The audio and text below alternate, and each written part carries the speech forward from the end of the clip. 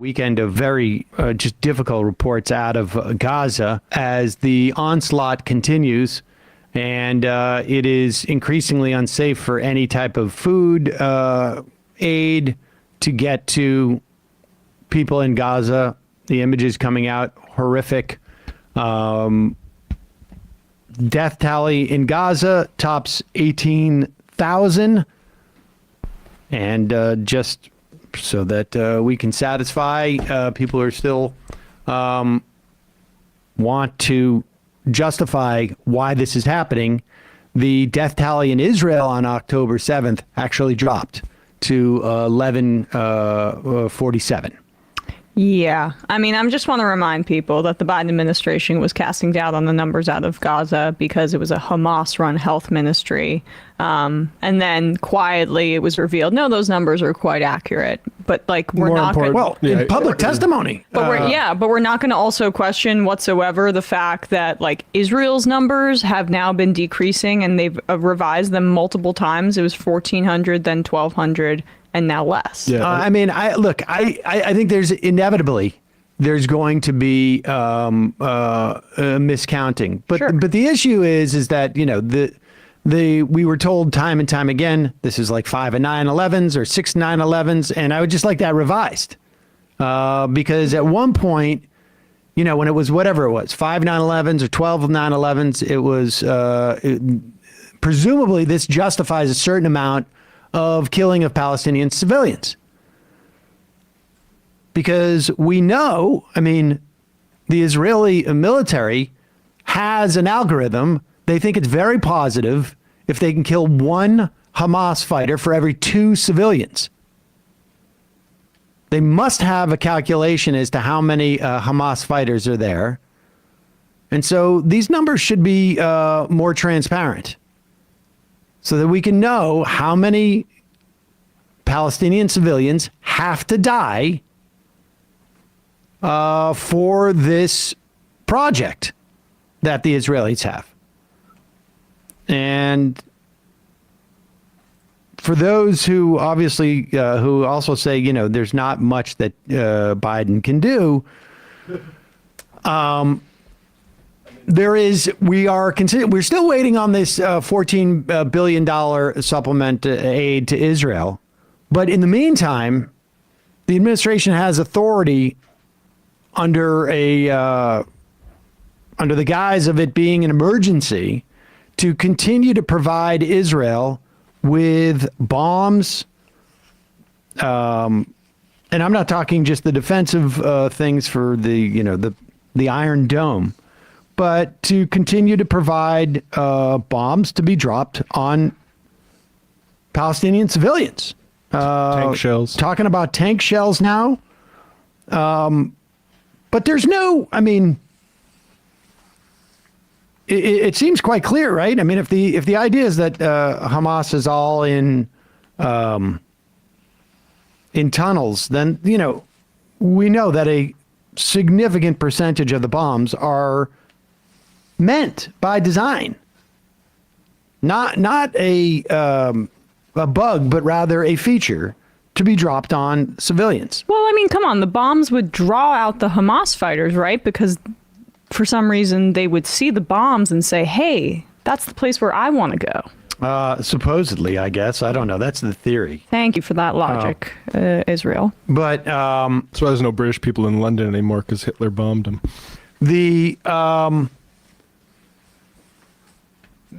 I should say, despite the fact that, the U.S. vetoed a resolution for a ceasefire at the Security Council at the UN, this would have been a pretty, easy move by the Biden administration to just even maybe abstain from voting. But no, they are actively protecting the Israelis' ability to continue to punish the Palestinian people, despite the fact that we've now heard Anthony Blinken repeatedly says he is upset with how much Israel is not protecting civilians. But, after a couple of weeks or after 5 or 6 weeks of saying the same thing, maybe you get the notion that they're not going to do it. All this said, 55% of, this is according to the Wall Street Journal. It's a Wall Street Journal poll. 55% of those polled say they believe Israel is taking the military action needed to defend itself and prevent another attack by Hamas. 25% of respondents who said Israel's military action is disproportionate and going too far. 42% of voters say they sympathize more with the Israeli people compared to 12% who said the same of the Palestinian people. Presumably, there is a 35 to 40% percentage that sympathizes with both. 37%, and this is the irony. If 55% think that Israel is taking the military action it's needed, you would imagine they would be happy with what Biden's doing. 37% of those polled say they approved of his handling of the conflict.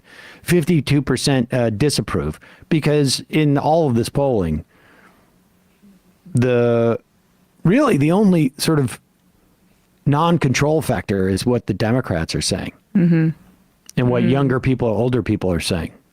The Republicans are always going to say more military aid to Israel, and that if Biden gives it to him, he's still not handling it properly.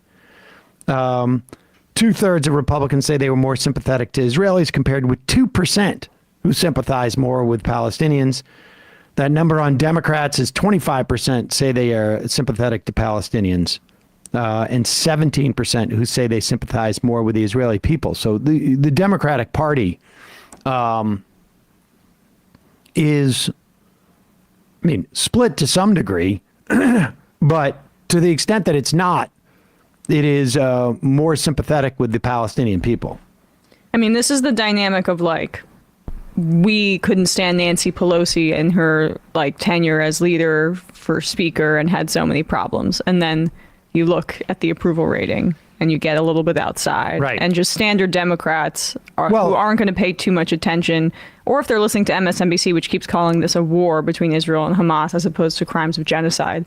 They're just going to take that and run with it. And it's true, but Democrats are far more likely to be sympathetic to Palestinians at this point than Republicans. Like I say, 25% sympathetic to Palestinians, 17% they sympathize more with the Israeli people. Half said they were equally sympathetic to both. Republicans, 2/3, 66% were more sympathetic to Israelis, 2% with the Palestinians. 17% said they sympathize with both groups. Okay. Democrats under the age of 50 have more sympathy with the Palestinians by a margin of 35 to 13%. Democrats over 50 sympathize with Israelis by a margin of 22 to 12%. Did they narrow down those under 50 figures even more? Because I'd imagine under 35. Oh, like under 30. Yeah, I would imagine the younger you go. Heavily weighted, yeah. Meanwhile, today is a called for a general strike in support of the Palestinian people. Here are some images. This is protesters inside Israeli shipping companies. This is in Canada. Let's play this, number 2. Now, I think some of these people are workers. I'm not quite sure.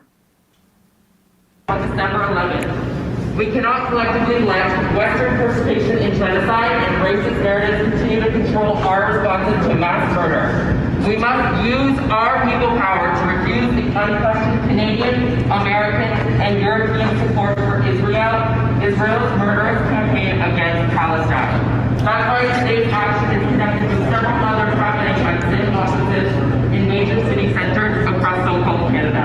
And now, in case you missed what I said at the outset, let me say it again. Zim Shipping International, who owns an office in this building, is a war profiteer that is supplying weapons and goods to Israel so that they can continue to bomb thousands of pounds on December 11th. Let's play a clip from people, and this is from outside of the New York Times building, and this is from this morning.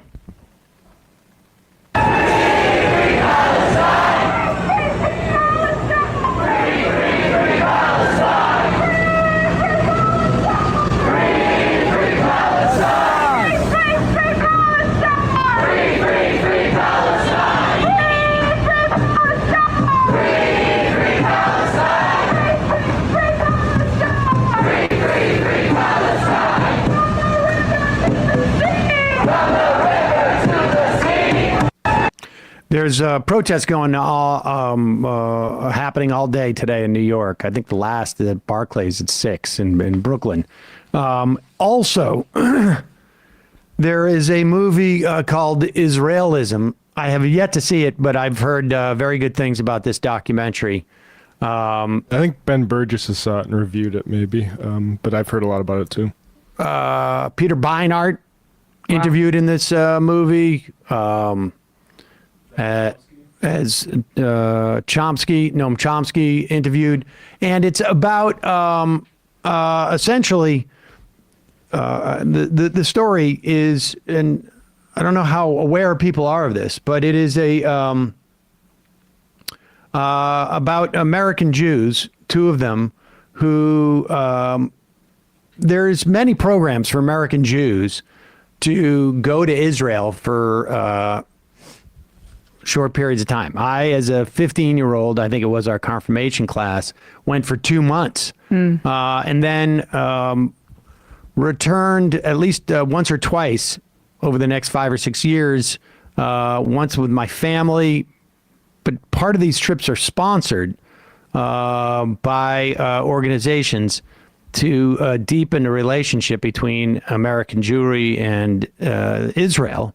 And it's a fascinating country in and of itself. I mean, in terms of the history and in terms of like the, but those who get a little bit more deeper involved in it begin to see the things that are problematic. This film, I think, outlines that. And it obviously was in production and, prior to October 7th. And it is going around. But today, you can go and get free tickets to see a virtual screening, only for North American viewers. It's going to be tonight at 8 p.m. Eastern, and there's going to be question and answer with the team who produced it. So check it out.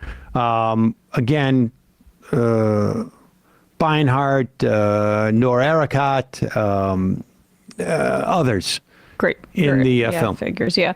It's interesting that they were protesting outside of the New York Times, just because I'm sure, Sam, you saw like that article over the weekend in the New York Times about Hamas, saying what the Israeli press and people in the pro-Palestine movement have been saying for many years at this point, highlighting the documented bolstering of Hamas by the Netanyahu government. And like, I think print coverage has been definitely much better than cable coverage on this, in terms of really highlighting the plight of the Palestinian people. It's a little late in the day, though. I mean, for this 2 months into it. But what's frustrating, yeah, again, like, we said this, I think we did a segment maybe like 3 or 4 days after October 7th, highlighting the Haaretz reports about the Netanyahu government bolstering Hamas, and now maybe some liberals will pay attention now that it's in the New York Times. But they have those quotes that we mentioned about the Netanyahu government saying, Netanyahu saying, one effective way to prevent a two-state solution is to divide between the Gaza Strip and the West Bank. That was an advisor to Netanyahu, and Smotrich himself saying the Palestinian Authority is a burden, Hamas is an asset. And documenting the fact, both kind of assets, but go on. Well, yeah, but the Israeli government is essentially has allowed, as a part of its policy, actively money to go to Hamas because they know it's a useful scapegoat for them to continue to do exactly what they want to do, and that helps paint the entire Palestinian population as either terrorists or supporters of terrorists. It is inevitable. I'd say the inevitable response as to like what should have Israel have done. Well, the first thing that Israel could have done in terms of response to October 7th, aside from being remotely proportionate in its response, it may be a non-starter for some people to say, well, you have to understand the dynamic here in terms of the occupation, but even